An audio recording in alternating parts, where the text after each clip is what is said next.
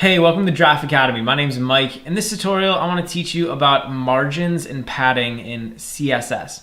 Now, margins and padding are basically two attributes that you can define about a specific HTML element that will control the element's spacing. And so we can use padding to control the spacing inside of the element, and we can use margins to control the spacing outside of the element. And the easiest way to wrap your head around margins and padding is to just see an example.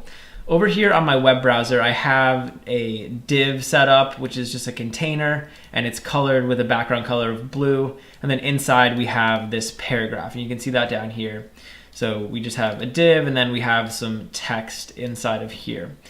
I can actually give this div some margins or padding, and it'll control the spacing. So the first thing I want to do is give this some padding. So I'm going to type padding just like that. And I can give this a pixel value, or really you can use any sort of unit of measurement. In CSS, I'm going to use pixels, so I could say 10 pixels. And now what's going to happen is over here, there should be some extra space inside of this element. So I'm just going to refresh the page. And you can see now we have these little paddings right here. So the text, instead of being right up against the edge of the div, is now a little bit inside of the div, right? So it's been like centered inside of there, and we have some nice space here.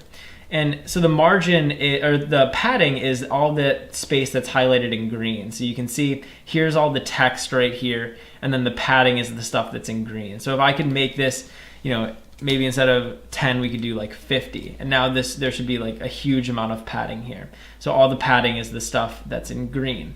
So padding will allow you to control like how far in the next element is. So like this text has like a padding of 50 pixels. So it's like embedded inside of that div, 50 pixels on each side.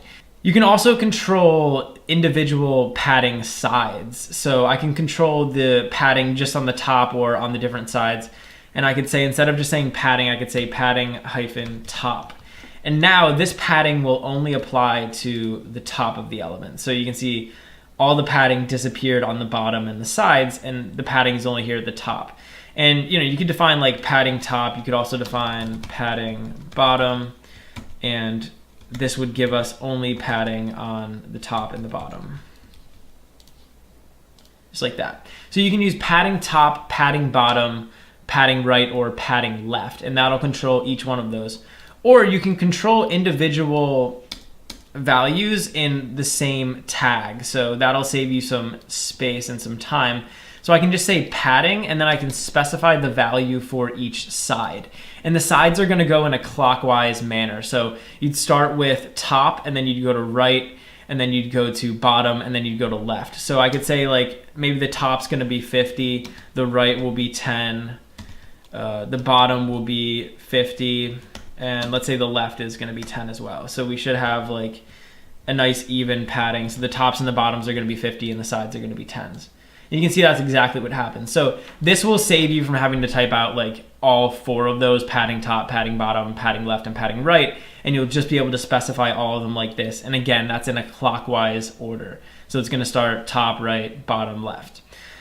So padding is one thing that we can use. We can also use something else called margin. And margins are, unlike padding, which is space inside of the element. So when we put padding on this div, we had a bunch of space like inside of this blue area here. Margin is going to be the same type of space, but it's going to be outside the element. And so instead of the space being like in here, it's going to be out here. And so that'll sort of like push other elements in our HTML away. And I can define the margin by just saying margin, and again, we can give this a value. So I'm going to give this a value of 25 pixels. And now what you'll see is this container is actually going to move. So we have all of this, and it actually moved in. So before, if I give this 0 pixels of margin, it's all the way out here on the sides. But when I give it 25 pixels, it sort of comes in, right? And there's actually a bunch of space out here. So you can see all those margins are what's highlighted here in like this orange color. And so that's all space that's outside of this container. That's the margin. And you can do the same thing with margins that you can do with padding. So I can define like margin top or margin bottom. So I could say margin hyphen top, and now we'll only have padding on the top here. Or I could do the same thing I did before. So I could define it in a clockwise manner and define all of them. So we could say like top would be 25. Let's say the sides are going to be 50. The bottom's 25. And then the other side is 50. And now we'll be able to control the margin just like we did with the padding. So margins and padding can be really useful. And one more thing I want to mention about margins is you can actually give these negative margins. Now you want to be careful when you use negative margins. Generally, you're not going to want to use them.